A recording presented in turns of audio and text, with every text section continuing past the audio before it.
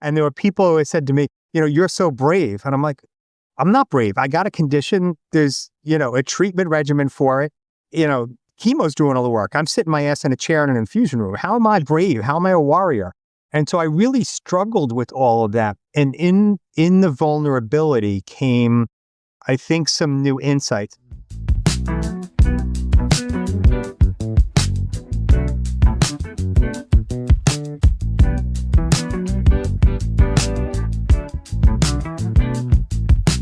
Hey everyone, my name is Pete Ferrari. Welcome to the SuperSelf Podcast series.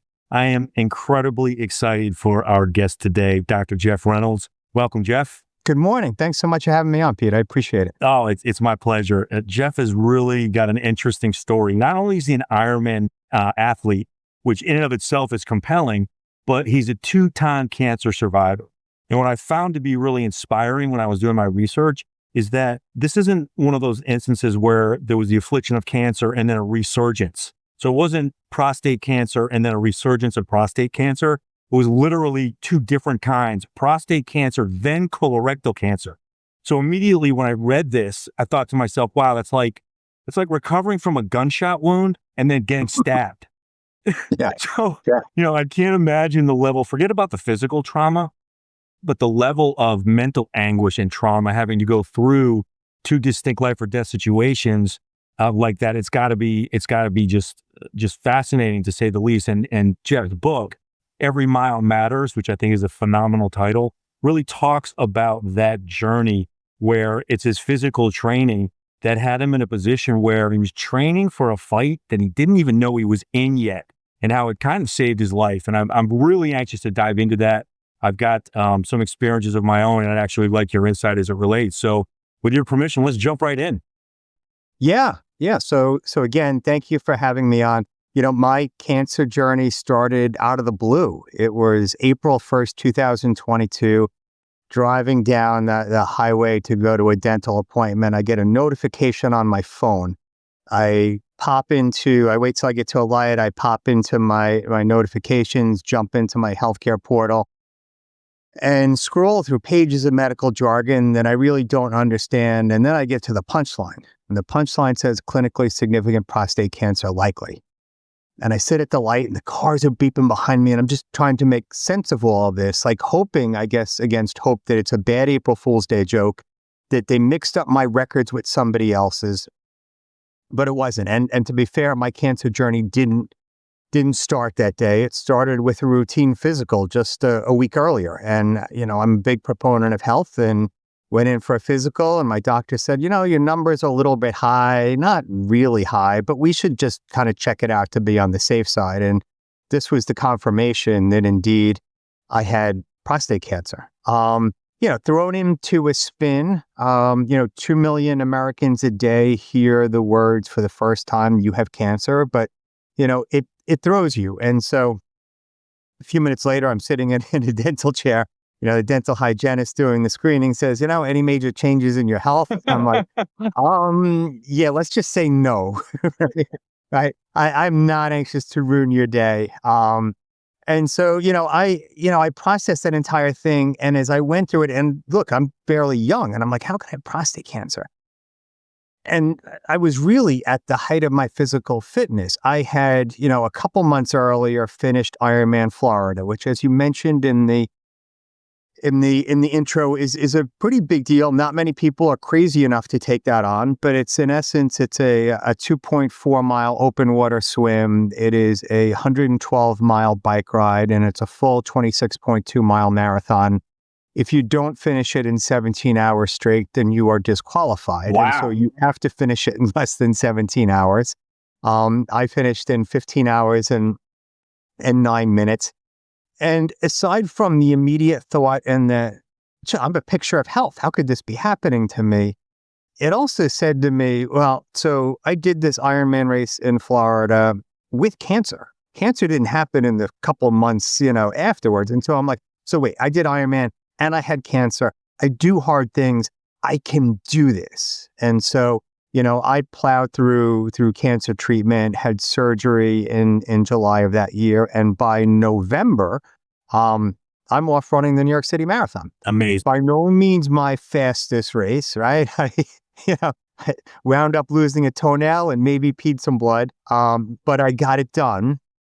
And, for all intents and purposes, I'm like, all right, so I'm back, right? I took on, a marathon isn't an Ironman. It's only part of an Ironman, but I'm like, all right, so I'm back. I could do this thing. I went through this bump in the road and I'm going to be fine. By then I had become an evangelist for routine testing. Actually did a national public service announcement for the Prostate Cancer Foundation of America about the importance of early screening and early detection. I had, by the way, when I was diagnosed, I had 0 symptoms whatsoever. Right. Nothing whatsoever. Generally, men who are old, they have symptoms, right? They get up to go to the bathroom a lot in the night. They have other issues. I had none of those problems. I'm like, I'm fine. How could this be? So I'd become an evangelist for routine testing, took my own advice and went and got a colonoscopy. No symptoms there either. Went in and had it. As I come into the recovery room, the nurse says to me, so look, the doctor wants to talk to you. Not uncommon. You review the results. It's all good. And he came in and he's like, all right, so I found a couple of polyps. I'm going to send them off for study. I'm not really concerned about those, but I am concerned about a significant mass I found. So significant mass are 2 words you never want to hear in a medical office. Now, the only thing I think of to ask was, well, so how significant? And he said, it's very significant. You need to get a referral on the way out.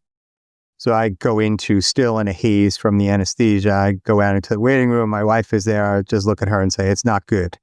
She's now thrown into a spin. And I, start a regimen. I'd eventually be diagnosed with stage 3B colorectal cancer, which, stage 3B is pretty close to stage 4. It's as close as it gets. I went through 27 rounds of radiation, 27 rounds of chemo, had a short treatment break for them to look at the outcome, and then had 6 months worth of chemo infusions. I'm still part of a clinical trial. And essentially, when I went into the oncologist for the first time, he started showing me meditation videos and he's like, you're going to visualize your tumor. I'm like, hold up, wrong guy. Like, this is not me. If anything, and look, not everybody agrees with this. Everybody takes this approach, but I'm like, I want this most powerful chemo on the planet to knock this thing out so I can get back to doing what I love. And so I got that as part of this clinical trial. So the normal course of treatment is 2 chemo drugs. I got 3 chemo drugs. And I won't hold the punchline to the end. Right now, I'm in this place called no evidence of disease. And so the tumor is gone. Amazing. I go in for routine checks every 3 months, which is its own little journey. And I am in good shape, doctors don't use the term remission anymore. I don't really know why. So it's called no evidence of disease, which feels really cautious and guarded. Yeah. Right. There's no evidence, but it could be there. Right. And I'll tell you, it's a weird phrase because cancer and the treatment leaves behind plenty of evidence. Right. And so, that much chemo has left me with some side effects. I still have neuropathy. I'm able to run. I'm able to compete and that kind of thing, but I have neuropathy. Mm-hmm. Those side effects are going to linger for a period of time. And when you take, that amount of chemicals and medication and pour them into your body and, you don't really have a choice in a lot of cases, you're going to have some lingering side effects. But there's other side effects too, and mostly having to do with the entire experience. And, some of those side effects include positive things, more gratitude. A better appreciation of the day. You put your life in context a little bit more. And that's really why I decided to write the book. I'm like, so this is a pretty interesting journey. It's not one that I wanted. Throughout treatment, I was able to draw on my experience as an athlete. And, quite frankly, there's a lot of my friends who are like, dude, like, aren't you an Ironman or something? Like, how's this happening to you? Right. Well, but health and fitness aren't the same thing. They're 2 very different things. You could be very fit and still have a health complication. The difference is I went into this in reasonably good health, and it was like money in the bank. Mm-hmm. So they were going to pour that amount of chemo into my body. I needed to be strong emotionally. I needed to be strong physically. And without triathlon, I'm not sure that I would have had all of that. And so and quite frankly, I got into triathlon in retrospect, although I never would have admitted it at the time, as probably part of a midlife crisis. Okay. Right. And so Fair. it's either, I dye my hair, buy skinny jeans and buy a 911 cab. right. And choose the local community college, or, I get a little bit crazy with, 5Ks that turn into 10Ks that are half marathons and marathons. And for me, I wasn't, happy being mediocre at one sport. I needed to suck at three things. And so swimming, biking, and running, and there, it fulminates, from there. But, and I didn't know any of this was going to play out this way. And so my physical fitness, my emotional strength really played a key role in getting me through the treatment. And we were about, so I had 8 infusions, and infusions are, you sit in a chair for 6 hours with other sick people around you. You take a pump home on a Friday, a Thursday night, rather, you give it back on a Saturday. I plowed through all those treatments. There were times when I gave speeches with the chemo pump tucked into my suit jacket pocket. Like, I'm having chemo pumped into me and I'm on a stage. And so, I was able to do that. I was able to persevere and move forward at about infusion number 6. And, at this point, I'm like, 8 months into treatment. And folks that have gone through chemo will understand that it's cumulative. Right. First chemo treatment, I'm eating pizza. I'm the life of the party. Feel good. By the end, not so much. Yeah. And, my doctor said to me, he's like, all right, so look, we're at the tail end, but your blood counts are shot. I don't want to have to put you in the hospital. Your side effects are peaking. And there's a point where we've achieved the maximum benefit and we want to avoid any kind of, long lasting harm. And maybe that time is now. And he hesitated for a second and he's like, I know you're never going to do that. And I'm like, that's right. At the outset, we said that we were going to do 8 infusions. We're doing 8 infusions. That's like skipping mile 18 of the marathon and still saying you did it. Right. You didn't. Right. And I said, if I have to go buy chemo on the street, then that's what I'm going to do. But we're doing it. We're finishing this thing.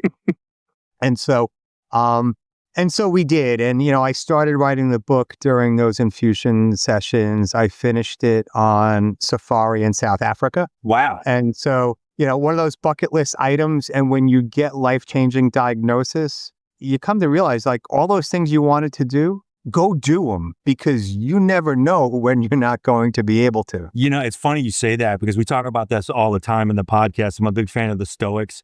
So memento mori, right? At some point, we're all going to die. So embrace life. Amor fati, you actually said it yourself so poignantly. You realize, hey, listen, I need to embrace every single day, no matter what's going on, whether it's bad, whether it's good. Amor fati, I love my fate. Just bring it. Let's plow through it. And I really appreciate that. And I think you mentioned that really your physical strength, the training was kind of money in the bank, but I'll submit to you, and I'm sure you agree, I'd love to hear your thoughts, that the mental strength that came from the physical strength probably also paid massive dividends when the going got a little rough mentally.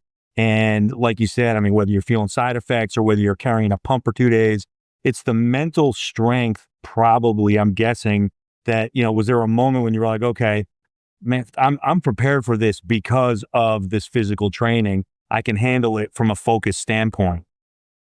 Yeah. One of the things I love about triathlon is the great lesson in triathlon is about getting comfortable with being uncomfortable. Like Navy SEAL. So, right. You're on a bike for 50 miles. You still got 50 plus to go. And you're like, this sucks. And that's okay. Right. It's not the end of the world. I'm going to be in the mile I'm in now for the moment. I'm not going to think about mile 90 when I'm, completely blown out and the wheels have come off. I'm going to think about now, and uncomfortability isn't the end of the world. We live in a world now designed for comfort. Exactly. Right. I can, I want breakfast. I can have some guy deliver it to me for $3. I'm hot in my car. Not only do I have air conditioning, but now I have cold air that blows through my seats and cools my ass. It's amazing. We've become engineered for comfort. And so that ability, and I think that's part of why endurance sports has really flourished. Yeah. So when you get that comfortability, the small stuff doesn't matter. And I'll give you another great example. chemo can provoke nausea. It provokes nausea around the clock. There were mornings where I woke up, I threw up. I still came to work because as I sat there and felt sorry for myself, I'm like, oh, I threw up. Maybe I shouldn't go in today. I'm like, no, you throw up during a triathlon all the time. Like I've thrown up during my marathons all the time. Right. What do? You wipe your face off, you get a swig of water, and you just keep going. I love it. And so, for me, it was like, yeah, this is uncomfortable. It sucks, but I do hard things. Like that's what I'm about.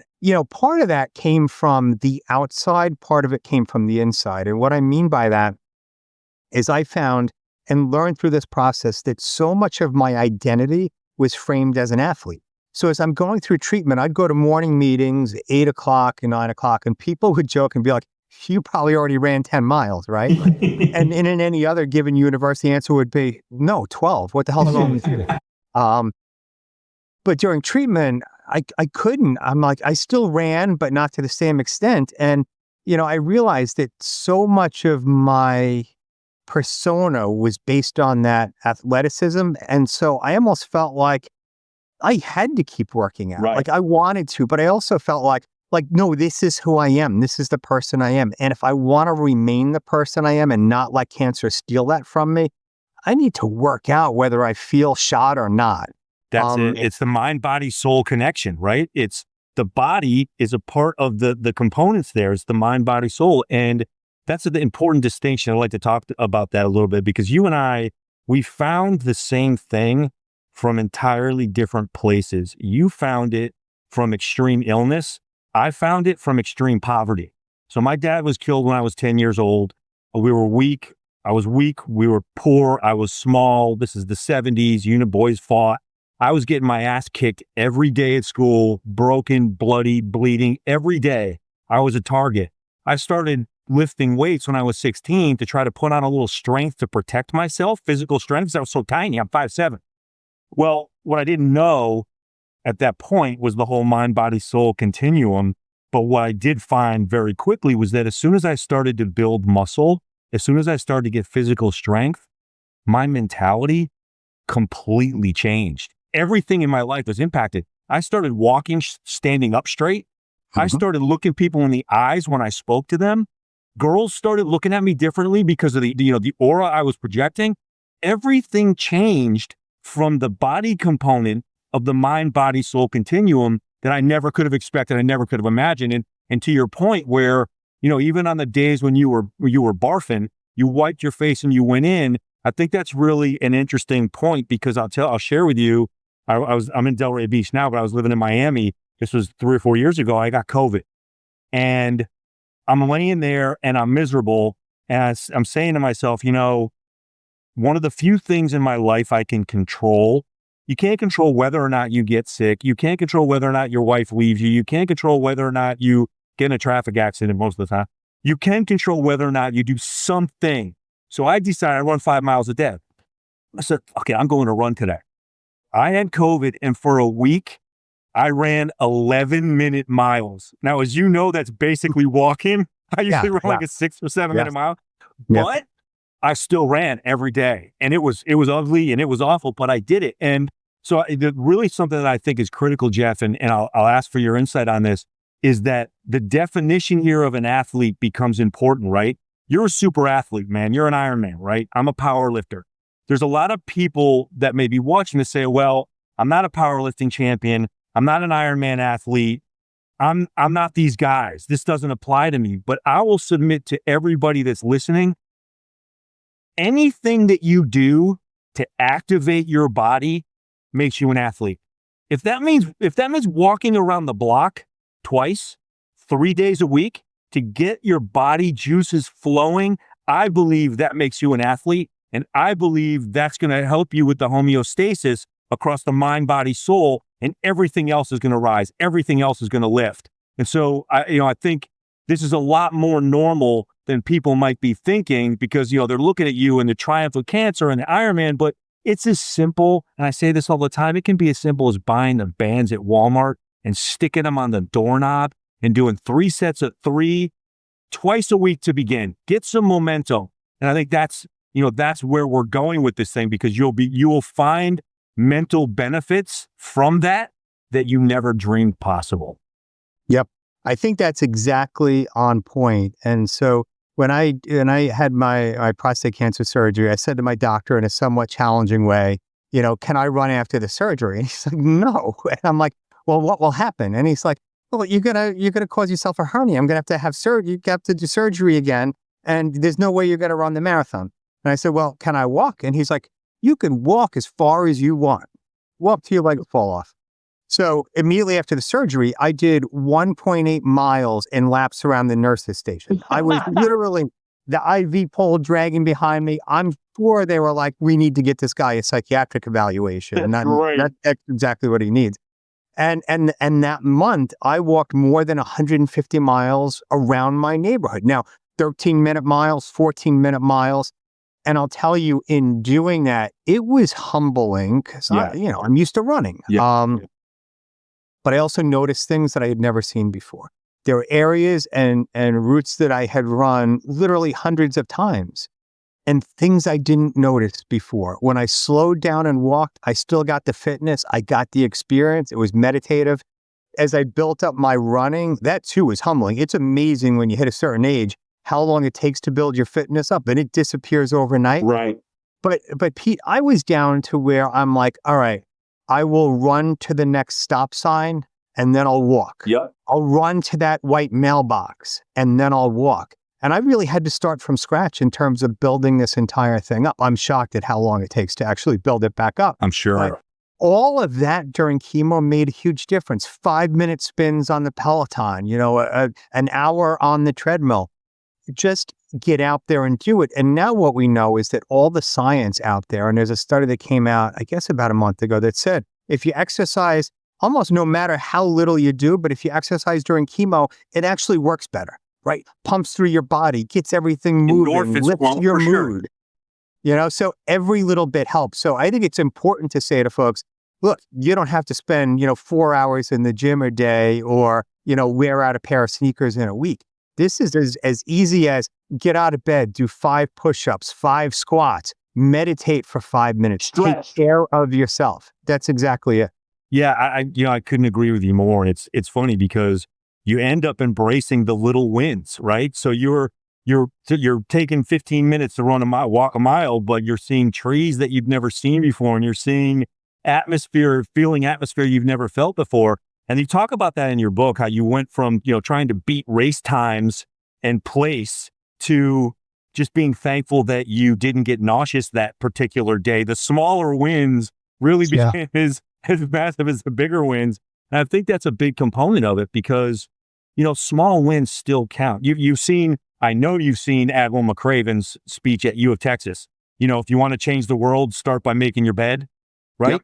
Small wins lead to momentum. Momentum leads to big wins. Big wins leads to a lifestyle. That's really the key. And you touched upon it. Now, to have to go back, to take the steps back that you did really is what I find inspiring. It's hard to be broken all the way back and start over. I've had to do it after surgeries. I'm benching 385. I get my shoulder reconstructed. I'm coming back and I can't even bench the bar. And it's demoralizing. The girl next to you is lifting more weights than you. It's demoralizing. But it's something, again, it's to your point, it becomes a lifestyle play that is servicing all the other components of your life. And we talk about this as well, that when you get to run every day, whether it's 2 miles or 3 or 15, you're a better husband because of it. You're a better dad because of it. You're a better colleague, boss, partner, investor because of it. Because the mind-body-soul connection is hopelessly interrelated. And if you're servicing it on some level, then you're prepared for the ills of the day. You're prepared to be better than you've ever been. It's funny because I'll just share this quick story with you. My daughter's a big tennis player. She was top 15 in the country, played D1. And I didn't know anything about tennis. I grew up poor. So we end up on the road because tennis is recruited through the USTA national tournaments. We end up on the road together for 4, 6, 8, 15 days at a time in a hotel if she keeps winning. Well, when we started that journey, I would skip the gym because I'm like, oh, well, it's only 3 days. She's got to be up early. She's got to warm up. She's got to eat. She's got to be in bed. This is all about keto. Well, what happened was, and I didn't realize this, was that I was being a total dick. And she noticed it and I didn't. So we got to the point very early on in the journey where she's like, Dad, okay, I've got a match at 10. I've got a match at 2. I'm going to go eat with the Millers. That gives you enough time to go back to the hotel and get to the gym and get on the treadmill, then come back to the courts. I'm like, what do you mean? She's like, you need to be going to work out on some level. You need to do something. Yeah. And so she taught me that how important, again, that piece of the MBS continuum it can be when you're trying to be a good dad. Even though I was present and I was helping her and I was architecting it, there's a lot more to it than that. And it's the physical component that really plays a part. And there's actually some science behind that. And so one of the things that marathoners talk about, and I've done 15 marathons, one of the things that we talk about is taper week. And so there's a training cycle where you build. 6 weeks out, you do 20 to 22 miles. 5 weeks out, you do maybe 13. 4 weeks out, you hit another 20. And then you start tapering. And the last week, you're doing nothing but resting. I go out of my mind. Yes. Right? Why do I go out of my mind? Because I'm used to that morning dopamine rush, right? Like any other drug, right? It's if you stop caffeine today, right? Or if you drink excessively and you stop drinking excessively, your body's going to have a reaction. So is your mind. This is the same kind of thing. So we become accustomed and our minds and bodies become accustomed to that dopamine rush. You suddenly stop it. Guess what? You have a problem. You got a problem. Right? And so I would always say to folks, I just don't feel right. I couldn't put my finger on how I felt, but I said, I don't feel right. And so we all hate taper week like there's no tomorrow. You hate marathon day a little bit more until you get to the end. But, there is a biochemical piece to that. What I would also say, and I wrote about this in the book, there's also, I think, a new appreciation for vulnerability. And so, although I'm one of those, we're in the goddamn arena. I stared cancer in the face twice. Yeah. I beat it down. Come back at me a third time and I'll show you who's boss again. Yep. There's another part of me. It's like, but there's a vulnerability that comes out of all of this. And, in the cancer space, we talk a lot about, the labels, warrior versus survivor. Mm-hmm. I really wrestled with that warrior mindset. And there's some of it that I absolutely loved, right? That's like who I am, right? Let's get some pumping music on. I'm going to kill this thing. Let's do it. There's a downside to that for people who don't win, quote unquote, the battle. And I've lost a couple friends since I've gone on this journey. And people will say, well, she lost the battle. And I'm like, yeah, but it wasn't really a fair fight, and there were people who said to me, you're so brave. And I'm like, I'm not brave. I got a condition. There's, a treatment regimen for it. Chemo's doing all the work. I'm sitting my ass in a chair in an infusion room. How am I brave? How am I a warrior? And so I really struggled with all of that. And in the vulnerability came, I think, some new insights. And so the beginning of the book was easy to write. The end of the book, easy to write.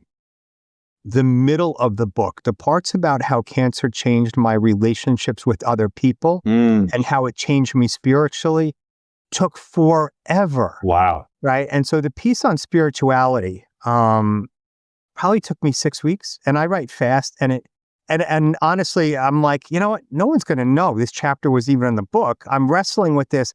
I'll just take it out. I'm like, well, talk about taking a shortcut. And that's like, again, like skipping mile 18 to the marathon, right? You have to do this, right? You have to write this and you have to hash through whatever you need to hash through.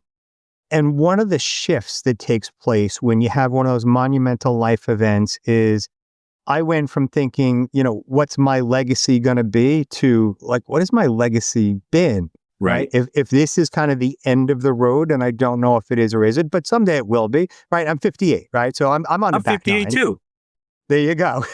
So like, it's not, death isn't imminent, but you start thinking it a different kind of way. Sure. And, it forced me to think through like what my beliefs are about spirituality. I have a lot of friends that, I didn't even know they were this spiritual, but they'd say to me, I'm praying for you every day, people of all faiths.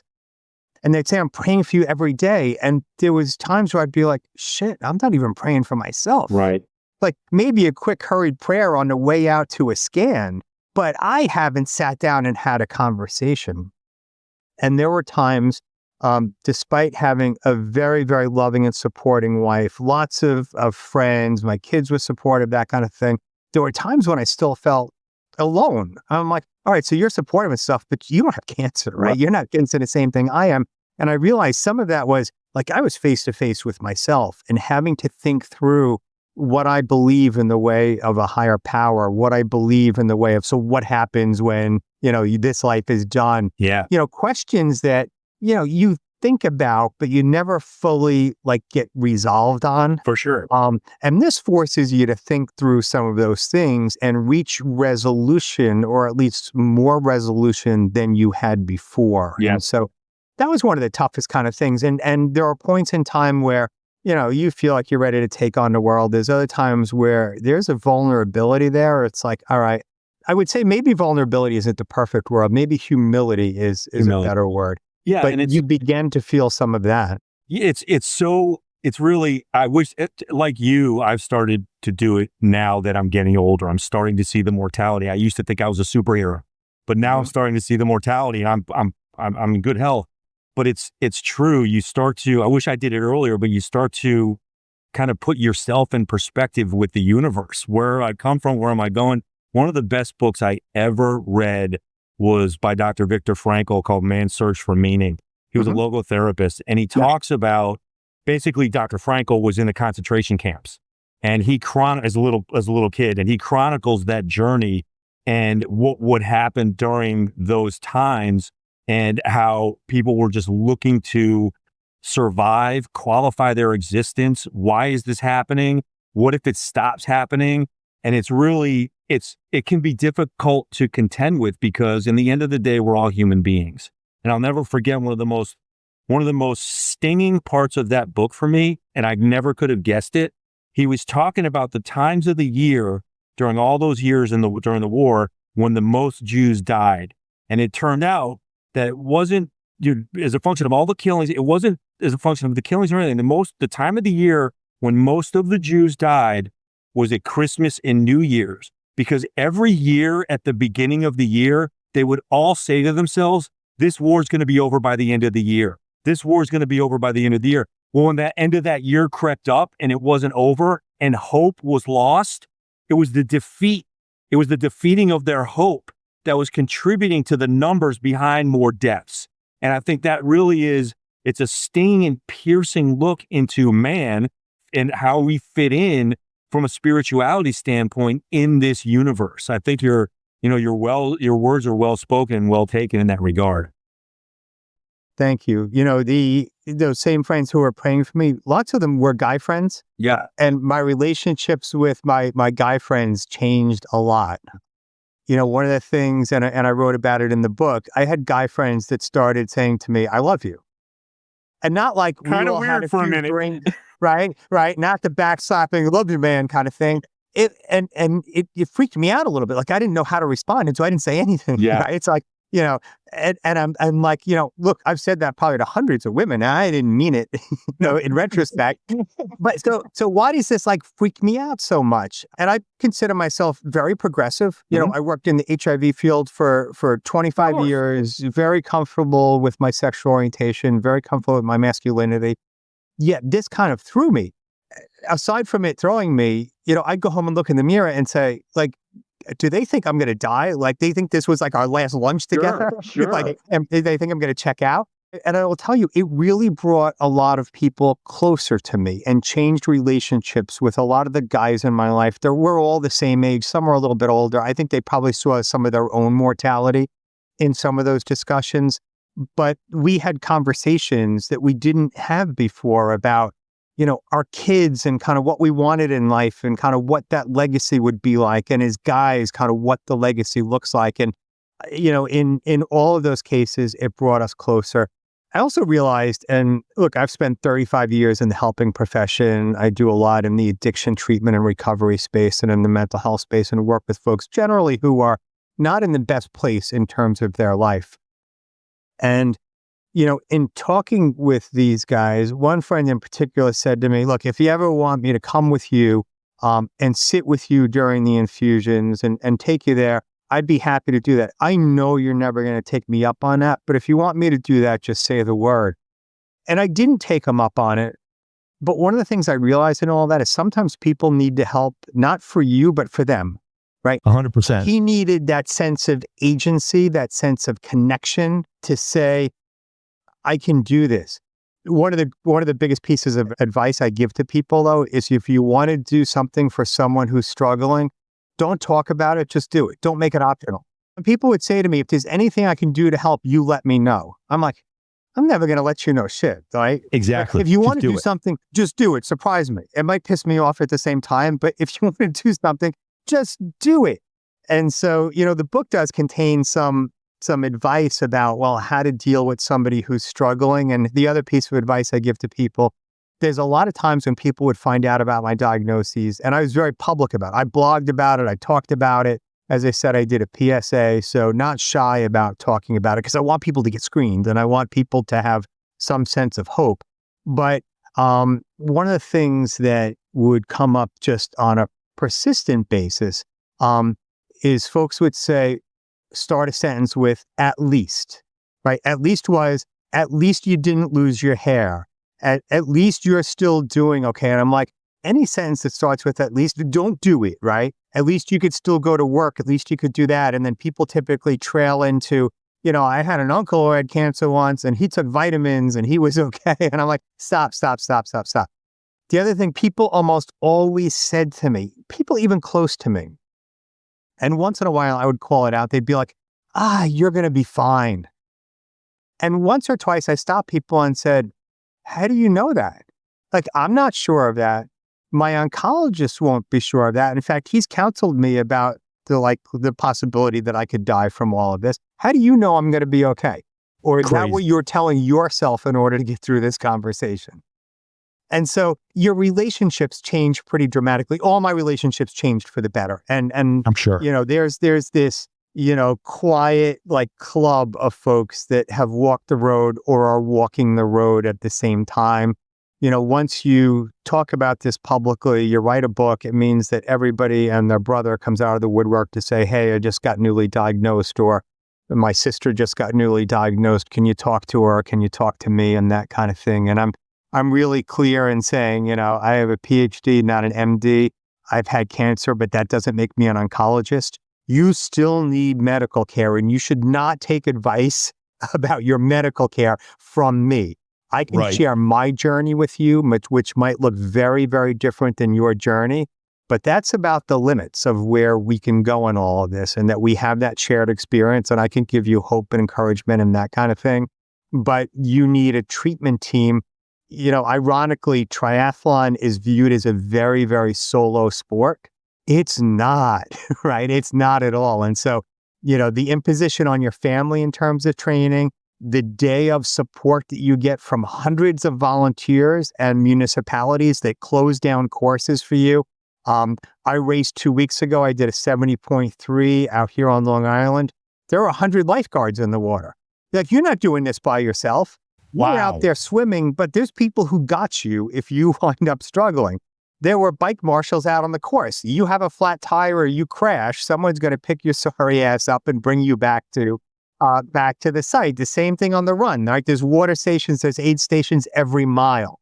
And, triathlon, nobody does triathlon alone. Nobody battles cancer alone. Assemble your team up so that you have a team ready to go. And I often say nobody writes a book alone. And so those three things are not, as much as I want to be the warrior and the guy out there in the arena by himself, taking on all the demons, you don't do this alone. Definitely. I think the book is a great referendum and it opens up a lot of eyes. So tell us where we can get it. Yeah, so it's called Every Mile Matters, as you mentioned at the opening, and I'm thankful for that. Available on Amazon, Barnes & Noble, anywhere where you buy books. I actually have a website set up for the book. It's called everymilematters.com. A little bit about kind of my background and my philosophies and a little bit about the book. Jeff, I can't tell you how much I enjoyed this today. Really appreciate your time and your effort. Love what you've overcome, love what you've been through, and it's been an absolute pleasure speaking with you, and I hope you come back. I would love to. This has been a fantastic conversation. Thank you for all you do to spread the word about things that we believe in and lift people up and give them the power and tools and knowledge and boldness that they need in order to be successful. I really appreciate it, brother. Man, I'm grateful to you. Thank you, sir. Have a great day. All right, Jeff. Okay, everyone. That brings to a close another episode of the SuperSelf Podcast series brought to you by Jocko Rare Sugar. Here, we're going to be helping you discover the truth for all things that surround good health and well-being. We'll be offering you statistical data, clinical trial information that has been evaluated and corroborated so that you can see for yourself that we say what we mean and we mean what we say. Now, while the SuperSelf series is brought to you technically by Jocko Rare Sugar, I don't care if you buy the sugar. I really don't. That's not what this is about. This is about operating as the conscience across the food and beverage industry, across the health and well-being industry, which includes supplements, fitness trainers, and the like. Our goal is to provide you with the stepping stones for your own research, where you can go out and corroborate the things that we say on your own. See for yourself what it means to find a good quality of life that fits in alongside your current lifestyle or your family's lifestyle. I think it's really going to be interesting and fascinating if we take this journey together. And once again, our goal is not just to provide you with data, but to keep it interesting. I've been living a clean lifestyle for 40 years now. I've been going to the gym for almost 45 years, eating clean for 40 years. And so we're going to have a ton of stories along the way about the foibles, the successes, and the failures, but we're also going to provide you with the information that you need to carry on and carry forward. Think about subscribing. We'd love it if you subscribe to us, pass this on to your friends. I think we've got a lot of edgy and interesting podcasts that are upcoming, and we certainly will look forward to any feedback that you want to provide. Until next time, cheers.